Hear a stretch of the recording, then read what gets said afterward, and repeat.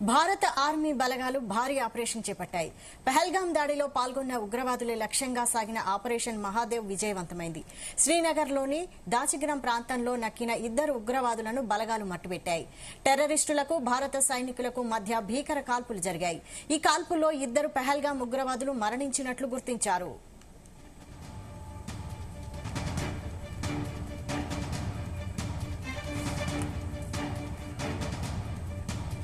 ఇదే అంశంపై మరిన్ని details chief news coordinator Radhakrishna అందిస్తారు. రాధాకృష్ణ.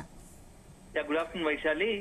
మొత్తం ఎట్టకేలకు జమ్మూ కాశ్మీర్ పోలీసులు అదేవిధంగా భద్రతా బలగాలు పెహల్గాం దాడికి పాల్పడ్డ ముష్కర్లను హతమార్చినట్టుగా మనకు సమాచారం అంతా ఉంది. సో ఈ రోజు శ్రీనగర్ లోని దచిగాం ఫారెస్ట్ లో అంటే థిక్ ఫారెస్ట్, ఈ ఫారెస్ట్ కి సమీపంలో ఉన్నటువంటి దిద్వాస్ ఏరియాలో ఉదయం నుంచి కూడా ఇటు తీవ్రవాదులకు భద్రతా బలగాలకు మధ్య పెద్ద ఎత్తున కాల్పులు జరుగుతూ ఉన్నాయి. ఉదయం నుంచి కూడా ఆపరేషన్ మహాదేవ్ పేరుతో ఉగ్రవాదులను ఏరివేయడానికి భద్రతా బలగాలు కొత్త వ్యూహంతో ముందుకెళ్తున్నాయి. ఈ నేపథ్యంలోనే అక్కడ ఒక ముందుగా ఈ పోలీస్ భద్రతా బలగాలపై అక్కడ ఉన్నటువంటి ఫారెస్ట్ లో నక్కి ఉన్నటువంటి తీవ్రవాదులు భద్రతా బలగాలపై కాల్పులు ప్రారంభించారు. ఈ నేపథ్యంలో తిరిగి అటాక్ చేశారు. సో ఈ మొత్తంగా కూడా ఈ ఎన్కౌంటర్ లో 2 తీవ్రవాదులు చనిపోయినట్టుగా, మరొకరు కూడా కొద్దిగా సీరియస్ గా ఉన్నట్టుగా మనకు సమాచారం అంతా ఉంది. సో మొత్తంగా కూడా ఎవరైతే ఇప్పుడైతే చనిపోయిన వాళ్ళు ఉగ్రవాదులు ఉన్నారో అందులో పెహల్గాం దాడికి పాల్పడ్డ వారుగా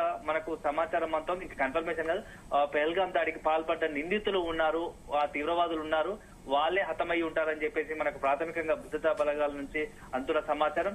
అయితే ఏప్రిల్ 22వ తేదీన ఒక పెహల్గాం దాడి ఘటన జరిగింది. అది మొత్తం యావత్ దేశం మొత్తం కూడా నివరపోయింది. దాదాపుగా 26 మంది అమాయకులు అంటే హిందువులను టార్గెట్ చేసుకుని ముష్కర్లు ఈ తీవ్రవాదాలు పెహల్గాం లోని ఈ మొత్తం పెహల్గాం లో ఈ అటాక్ పాల్పడ్డారు. 26 మంది అమాయకులు ప్రాణాలు బలిగొన్నారు. అదే సందర్భంలో 20 మందికి పైగా తీవ్రంగా గాయపడ్డారు. సో ఇది కొనసాగుతుండగా దీని తర్వాతనే భారత ప్రభుత్వం కూడా తీవ్రవాదులను ఏరివేయడానికి సీరియస్ గా ఆపరేషన్ సింధూర్ చేపట్టింది. సో ఆపరేషన్ సింధూర్ పైన ఆపరేషన్ సింధూర్ తోని పాకిస్తాన్ లో ఉన్నటువంటి తీవ్రవాద శిబిరాలను ఏరివేసే ప్రయత్నం చేసింది. పూర్తి స్థాయిలో అక్కడ ఉన్నటువంటి ఏదైతే లష్కర్ తోయిబా కావచ్చు, మొత్తంగా కూడా ఆ లష్కర్ తోయిబాతో పాటు ఇతరత్ర ఉగ్రవాద సంస్థలను ఏరివేయడానికి టార్గెట్ గా కూడా అక్కడ ఆపరేషన్ సింధూర్ చేపట్టింది. సో దాని తర్వాత భారత్ పాక్ మధ్య తీవ్ర ఉద్రిక్త పరిస్థితులు అన్ని కూడా అందరికి తెలిసిన విషయం.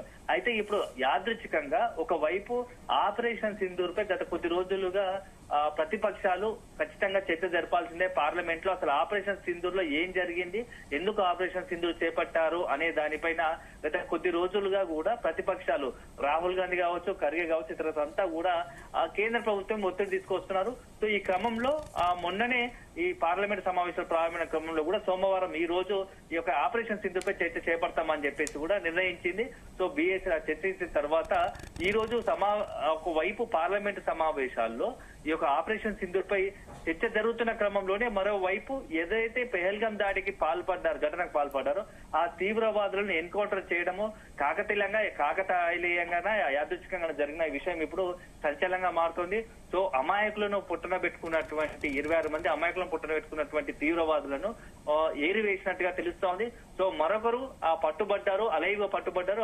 అతనికి గాయాలయ్యి సీరియస్ గా ఉందని తెలుస్తా ఉంది. సో మొత్తంగా జమ్మూ కాశ్మీర్ లో ఇప్పుడు ఒక పెద్ద ఆపరేషన్ నిర్వహించి ఆపరేషన్ మహాదేవ్ ద్వారా ఈ యొక్క తీవ్రవాదులను ఏరివేసినట్టుగా తెలుస్తా ఉంది.